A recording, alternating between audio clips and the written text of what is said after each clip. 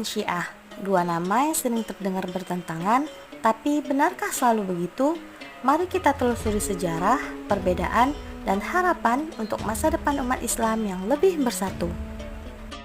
Assalamualaikum warahmatullahi wabarakatuh.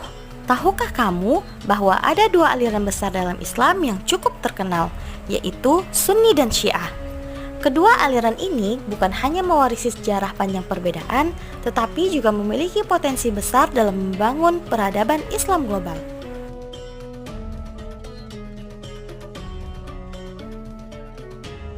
Setelah wafatnya Nabi Muhammad SAW, umat Islam menghadapi perbedaan pendapat tentang siapa yang layak menjadi pemimpin. Inilah awal mula munculnya Sunni dan Syiah.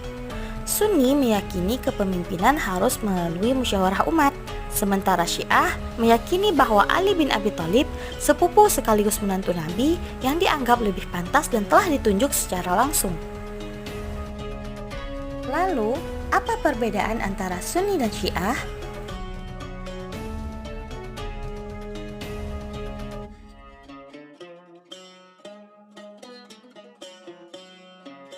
Ada tiga perbedaan utama antara Sunni dan Syiah. Yang pertama, konsep kepemimpinan, khilafah versus imamah. Sunni memandang khilafah sebagai sistem pemerintahan yang dipilih melalui konsensus umat, dengan Abu Bakar sebagai khalifah pertama yang dianggap sah berdasarkan dukungan masyarakat. Di sisi lain, Syiah meyakini bahwa kepemimpinan harus berasal dari keturunan Nabi Muhammad SAW dengan otoritas spiritual dan politik yang lebih tinggi. Dalam pandangan Syiah, imam memiliki otoritas spiritual dan politik serta dianggap sebagai penerus Nabi yang mampu menafsirkan Al-Quran dan Sunnah secara otoritatif, didukung oleh pengetahuan dan hikmah dari Allah Subhanahu wa Ta'ala. Yang kedua, sumber hukum. Sunni menggunakan Al-Quran, Sunnah Nabi, ijma' atau konsensus ulama, dan qiyas atau analogi sebagai sumber hukum Islam, sementara Syiah lebih mengutamakan hadis Ahlul Bait dan menolak qiyas sebagai metode hukum, menggantinya dengan otoritas imam yang dianggap maksum atau terjaga dari dosa dan memiliki kecemerlangan akal untuk menjelaskan hukum agama. Yang ketiga, pandangan terhadap sahabat. Sunni menghormati semua sahabat Nabi sebagai teladan yang berperan penting dalam menyebarkan Islam dan menyusun Al-Quran, dengan keyakinan bahwa mereka memiliki integritas dan kejujuran yang tinggi. Sebaliknya, Syiah bersikap lebih selektif.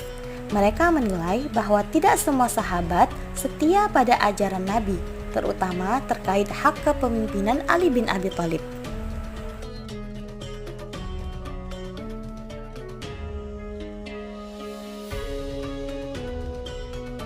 Sejarah mencatat adanya konflik sektarian, terutama dipicu oleh politik dan geopolitik, seperti yang terjadi di Lebanon, Suriah, dan Yaman.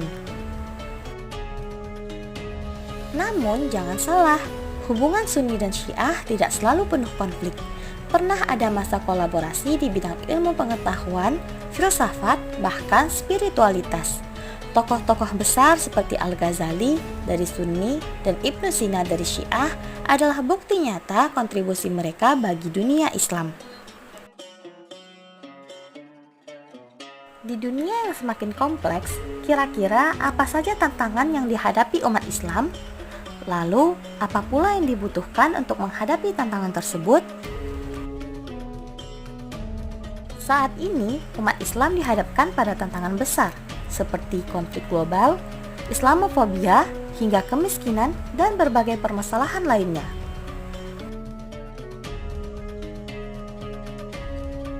Untuk menghadapi tantangan tersebut, persatuan menjadi kebutuhan, bukan pilihan. Kita tidak sedang mencari siapa yang paling benar, tetapi bagaimana kita bisa bersama. Dialog antar mazhab, reformasi pendidikan agama, dan kerjasama lintas sektarian adalah kunci menciptakan peradaban Islam yang inklusif dan berdaya saing. Perbedaan tidak harus menjadi alasan perpecahan. Sunni dan Syiah dapat bersatu membangun masa depan Islam yang damai, berilmu, dan beradab.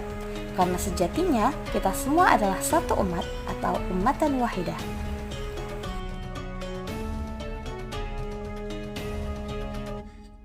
Bagikan jika kamu merasa video ini bermanfaat. Wassalamualaikum warahmatullahi wabarakatuh.